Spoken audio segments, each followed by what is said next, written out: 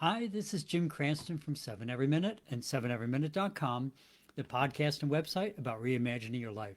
Thanks for joining me tonight to talk about, well, another way to look at retirement. So let's get started.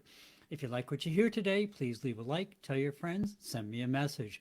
Tonight's all about retirement. What does that really mean?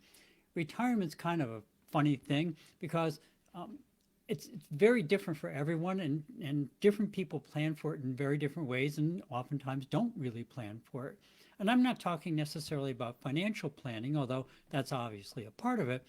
I'm talking about life planning. Like, what am I going to do after I, don't have to go to work every single day?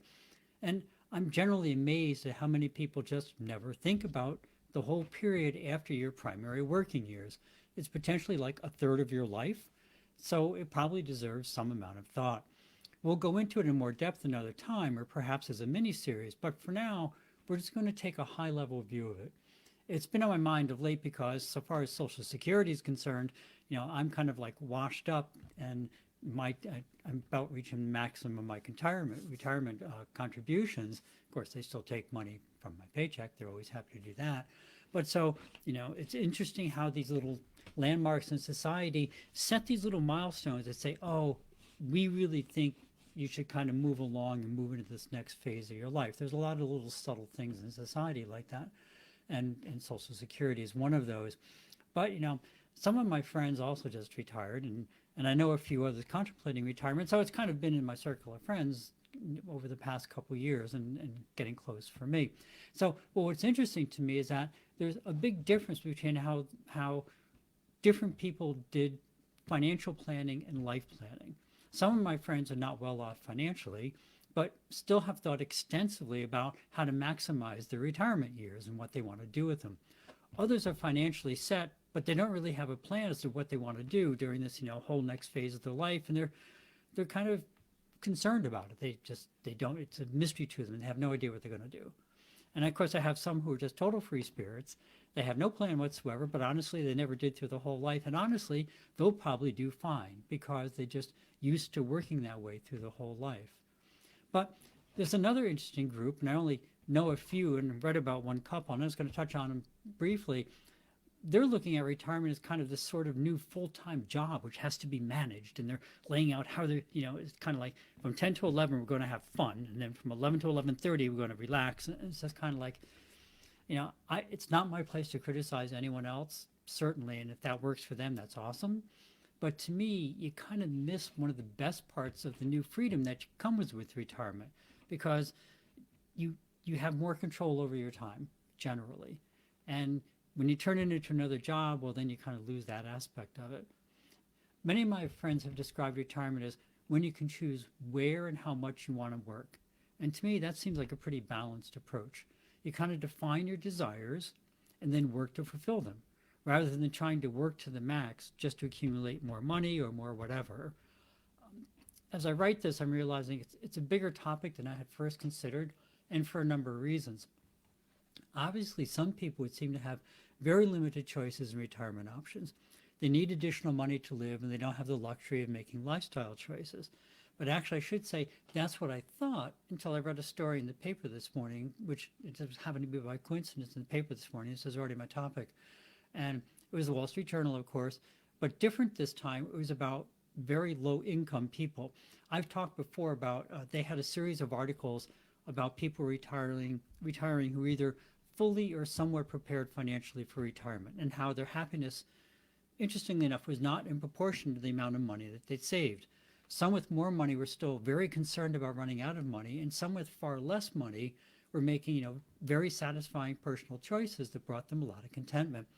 So today's article, it's a little hard to see. It started on the front page, so let me see if you can actually read it. Get it close there.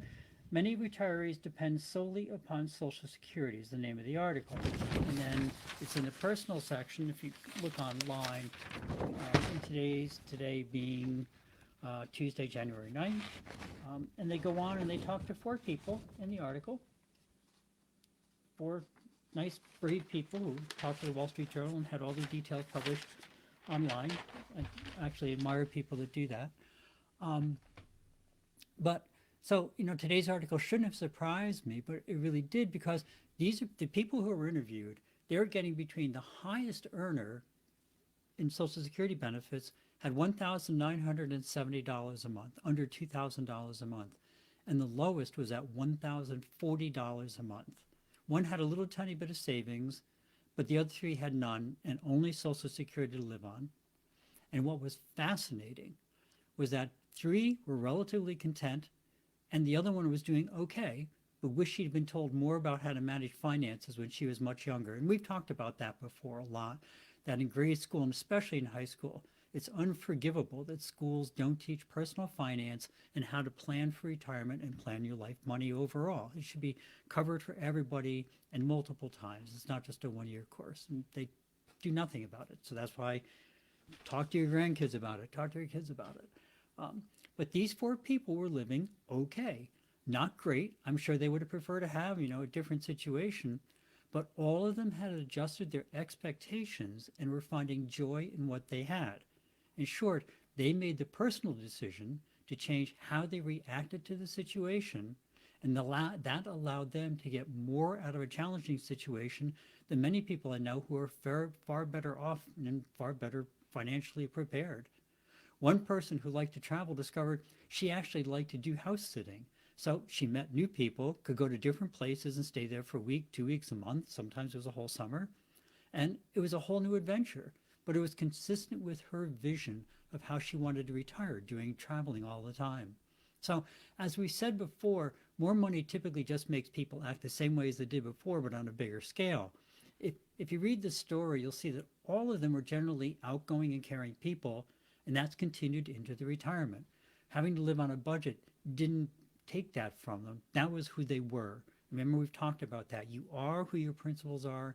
You are what you envision.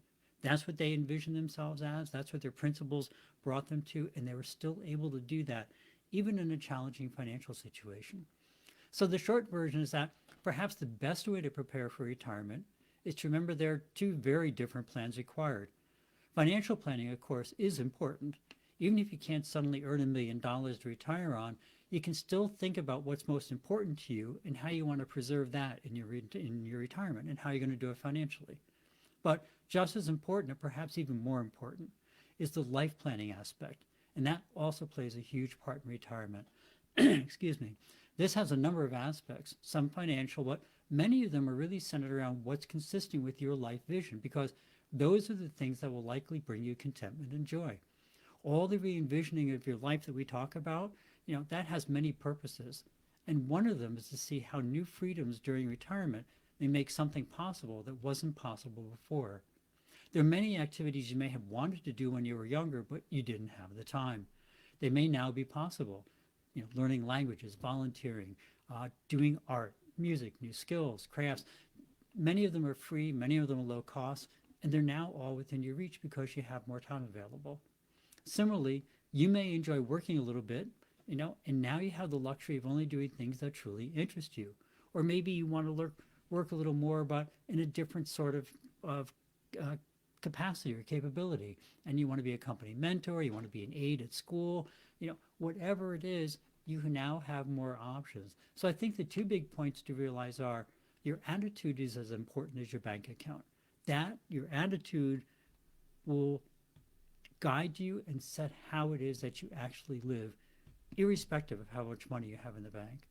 And if you work towards your vision, your mind will always find ways to make your life fulfilling. Does money matter? Obviously, yes, it does to some degree.